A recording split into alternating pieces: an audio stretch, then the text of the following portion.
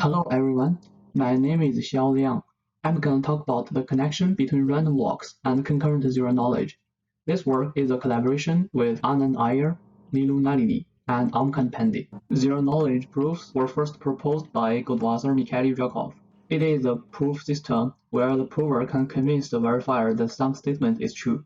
The security guarantee in short is that the verifier learns nothing other than the correctness of the statement. Concurrent zero-knowledge is a special type of zero-knowledge, which guarantees that the security should hold even if many instances of the same protocol are running simultaneously. Zero-knowledge proofs have numerous applications in both theory and practice. For example, they are used to build multi-party computations and public key encryption schemes that are secure against the chosen ciphertext attack.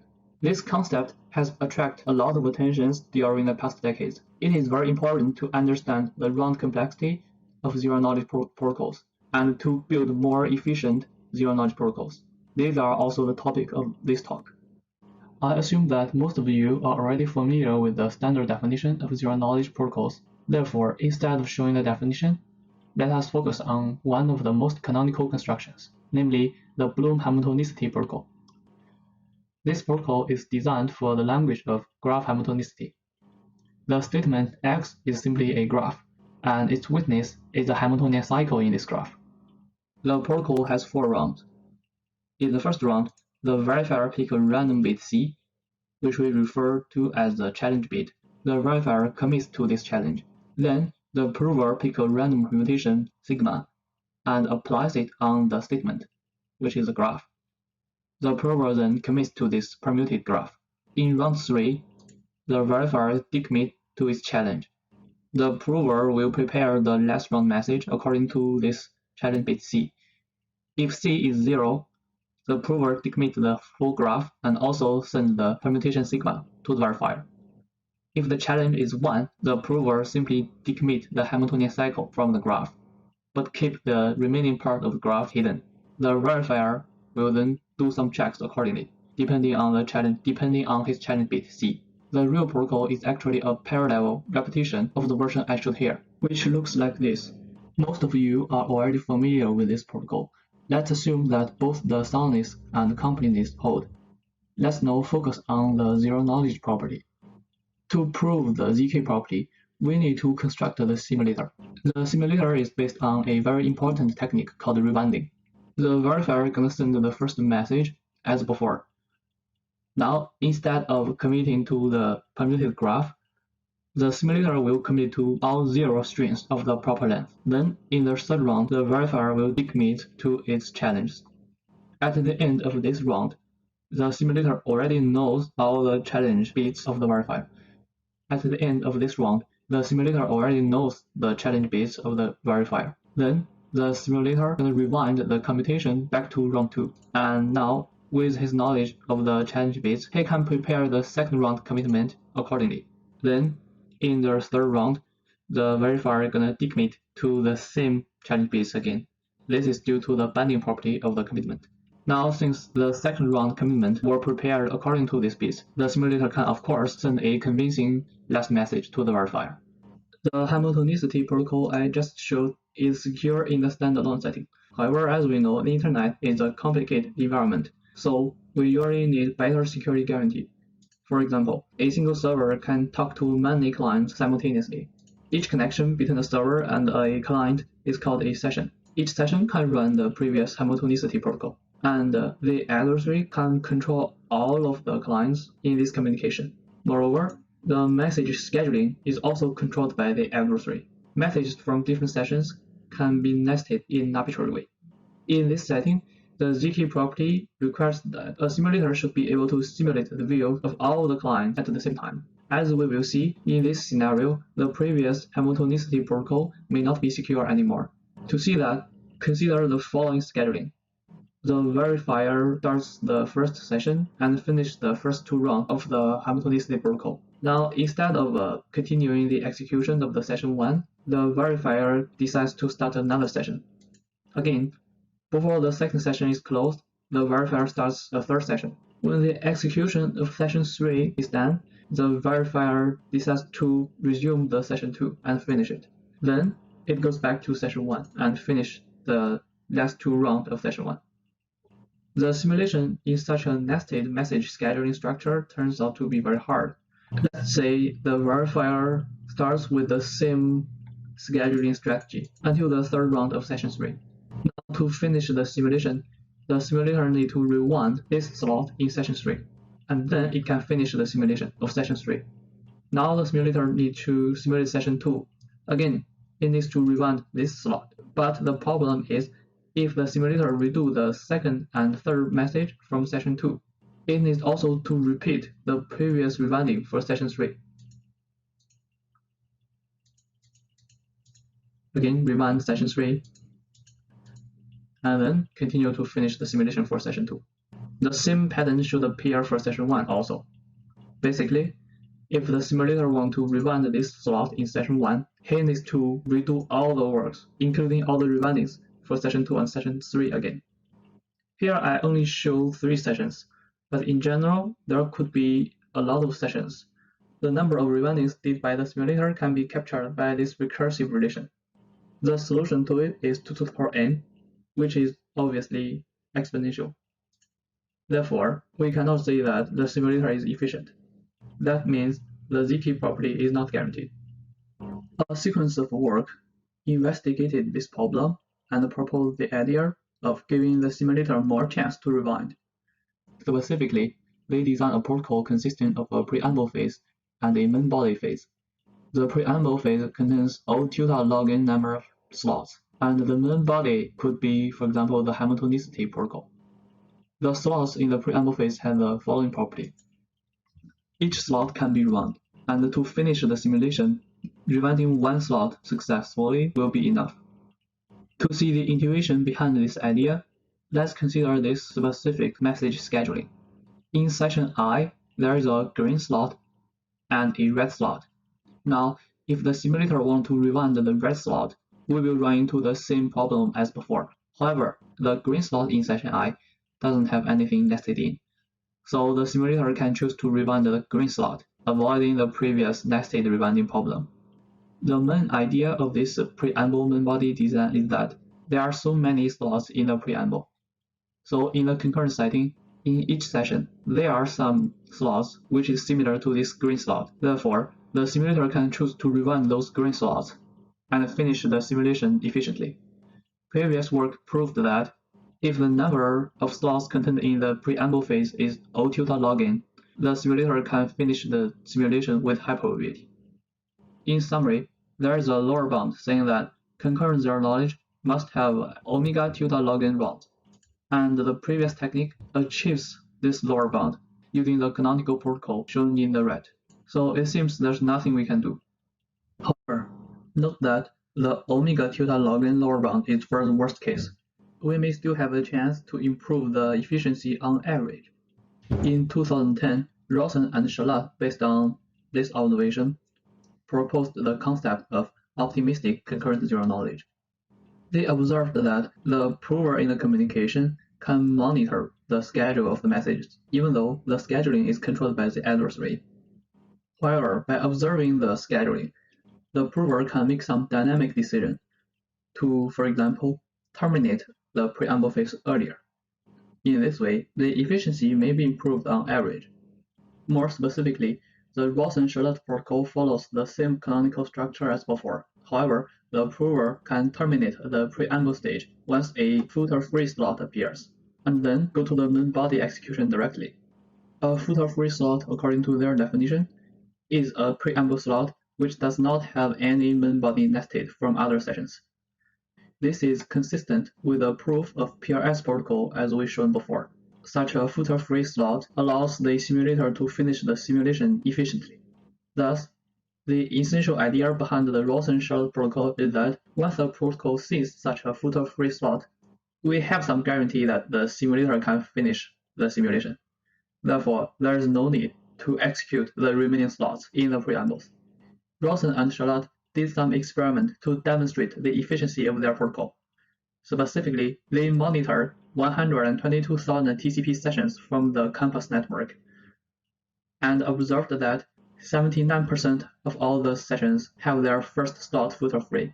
That means for this amount of the sessions, the prover only need to execute one slot and then goes to the main body directly.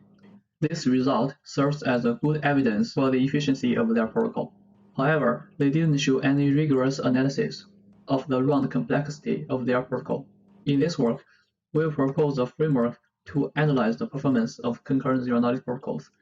Applying it on the Rosen-Charlotte protocol will give us a rigorous response for their communication complexity. Moreover, we will also propose an approach to further optimize the performance of Rosen-Charlotte protocol. To show a rigorous analysis for the Rosen-Charlotte protocol, the first step is to formulate the network. We started with a very simple model for the adversary scheduling of the messages. It is called one-slot p-FIFO schedule. In this model, each session has only one slot in the preamble phase, and the main body is just as before. The verifier opens a new session or answers the existing sessions following a binomial distribution. One can think of it in the following way. The verifier at each point flip a coin. This coin will give us head with probability p and tail with probability 1 minus p. If the coin tossing result is a head, then the adversary opens a new session. If it is tail, the adversary answers one of the existing sessions. If there are several sessions activate, the verifier gonna answer in a FIFO order. Moreover, at some time point, if all the sessions are closed, the verifier do not toss a coin. It simply opens a new session automatically. We also need a efficiency metric. For that, we're gonna use the same one as used in the experimental results in the Rosen-Charlotte paper, which is the fraction of optimal sessions. Recall that a session is optimal if it is ended with only one preamble slot. That means the first slot of this session is filter-free, according to the Rosen-Charlotte definition. Thus, the prover does not need to execute the remaining slots. It can go to the main body directly. We will focus on how to compute the fraction of optimal sessions in the concurrent execution of the Rosen-Charlotte protocol. Let's consider a concrete example. In time step 1, the verifier decides to open a session. Then, instead of finish this session, the verifier opened another session. Now, in 10.3, the verifier decides to finish the execution of session 1. Note that session 1 is closed and there is no main body of other sessions nested in. Thus, this slot is filter-free. It means session 1 is an optimal session. Now, at 10.4, the verifier opened another session and another one. Then, at 10.6, the verifier decides to finish the execution of session 2. However, this slot has the main body of session 1 nested in. Therefore, session 2 cannot be optimal. If you continue the analysis, you may have the following observation. Once a closing happens, all currently active sessions cannot be optimal. For example, at 10.3, we close the execution of session 1. At that time, the only active session was session 2. It means before the end of session 2, there is a main body nested in session 2, in between its first message and its last message. Therefore, session 2 cannot be optimal anymore. Moreover, consider 10.6. At this time point, session 2 is closed. Therefore, this execution is the main body of session 2. At this moment, both session 3 and session 4 are still active. However, due to the appearance of the main body of session 2, neither session 3 nor session 4 can be optimal because this slot and this slot, no matter when you close them, they will have the main body of session 2 nested in. Therefore, only new sessions have the chance to be optimal, but not the active ones when the closing is happening. Now let's take a look at this procedure in contrast with the random walk. We first draw the number line, then when the new session is opened, we imagine that there is a particle going up. Since the new session is opened according to binomial distribution, this particle will go up with a probability p according to the binomial distribution also. Now, when the session is closed, we imagine that the particle is moving downward. Note that the closing happening in time step 3 indicates that the session 1 is optimal, so we mark it with red color. Also, since a session is closed with probability 1 minus p, at any given time point, the particle will also go downward with probability 1 minus p. Now we can continue the procedure. At 10.4, the only existing slots are closed. Therefore, the verifier will open a new session. In this figure, the particle is hitting the number line, and you can imagine that it's just bumping up directly without the coin tossing. If you continue the procedure, you will find that this figure actually represents a special type of random walk, where with probability p, the particle is moving upward, and with probability 1 minus p going downward. And whenever the particle is hitting the number line, it simply bumps up. This observation can actually be formalized. Let's take a closer look at this random walk representation of the particle. Another interesting observation is in each returning to the number line procedure, there is the red spot. This observation can actually be formalized as the proposition that every return to the number line actually gives us exactly one optimal session. This proposition relates the round complexity of the concurrent zero-knowledge protocol to these special random walks with reflection at the origin. Therefore, to analyze the performance of Rosen-Charlotte protocol, we only need to analyze this random walk, which is a much cleaner mathematical model. More specifically, we want to bound the fraction of optimal sessions. To do that, we actually need to derive the expected ratio of returns to the number line in the previous random walk. If the random walk is the standard one, meaning the one without reflection at the origin, this can be done by trend found. However, because of this reflection at the origin behavior, the position of the particle in each time point is not independent. Therefore, the trend found does not really apply. This task turns out to be quite non-trivial. We finally solved it relying on Dupes martingale and Azuma inequality. These techniques may be of independent interest for other applications. And the bound on the returns to the number line is exactly the bound for the number of optimal sessions. Here, I just present the final result and refer the audience to our paper for the full derivation. Specifically, in the one slot p-FIFO setting, if we execute the protocol up to time t, there are this fraction of optimal sessions. Notice that this fraction is highly sensitive to the session opening probability p. Specifically, when p is greater than half, all the sessions are non-optimal. The previous approach also applies to one-slot LIFO model, where the session opening rule is identical to the FIFO setting, but when the verifier wants to close the session, it will close in the LIFO order. This is the fraction of optimal sessions up to time t in the one-slot LIFO model. Recall that the Rosen-Charlotte protocol is proposed to achieve better average performance. However, according to our theoretical bounds, its performance is not that satisfactory. For example, if you plot the bounds for the one-slot FIFO case, it looks like this.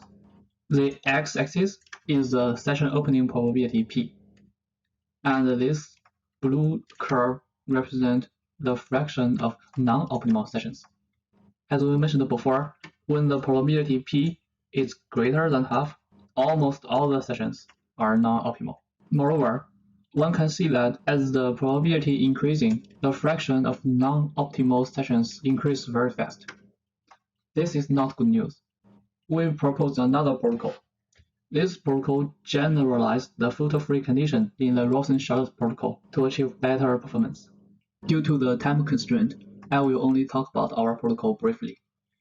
Our protocol is very simple. It follows the same canonical form of concurrent zero-knowledge protocols as the one used in PRS or Rosen-Charlotte paper. Recall that the Rosen-Charlotte protocol terminates the preamble once a filter-free slot appears. In our protocol, each slot has a depth. If the slot has d main bodies of other protocols nested in, its depth is d. And the prover in our protocol can terminate the preamble phase once a slot of depth smaller than d appears. With this simple modification, our protocol achieves more flexibility. Also, the security, such as correctness, soundness, and ZT property, can be proved in almost the identical way as the Rosen-Charlotte protocol. We do not have a rigorous analysis on the efficiency of our protocol, but we can show that it performs better than Rosen-Charlotte protocol by some simulation results. For example, the figure shown in the left contrasts our protocol with the Rosen-Charlotte protocol in the one-slot p-FIFO model. As mentioned earlier, when the session opening probability p increasing, the fraction of non-optimal sessions in the Rosen-Charlotte protocol increases very fast, which is shown by this blue line. By the way, the red curve here depicts our theoretical bound. one can see that our theoretical bound explains the efficiency of Ross and Charlotte protocol very well. The green line here, which coincides with the x-axis, shows the fraction of non-optimal sessions in our protocol. It is easy to see that no matter what the probability p is, all of the sessions in our protocol is optimal. The figure in the red shows the result in the one-slot p-LIFO model. In this model, our protocol performs as good as the Ross and Charlotte protocol. But if we increase the number of the slot, say let's consider the 10-slot p-LIFO model, the non-optimal sessions in our protocol is much less compared with those in the Ross and Charlotte protocol. For future research directions, it would be interesting to see better protocol designs or better lower bounds in a more complex network model. Remember that in the model we considered, the verifier's behavior follows the binomial distribution. This simple stochastic modeling only gives the initial results to characterize the efficiency of the Ross and Charlotte protocol and our protocol. It is interesting to see the performance when the verifier's behavior follows other distributions, for example, exponential distribution or Poisson distribution. Also, in our study, we considered only the one-slot case. It is also interesting to give a rigorous analysis for protocols that have more than one slot. This would capture the protocols in practice in a better way. These are all the things I want to share today.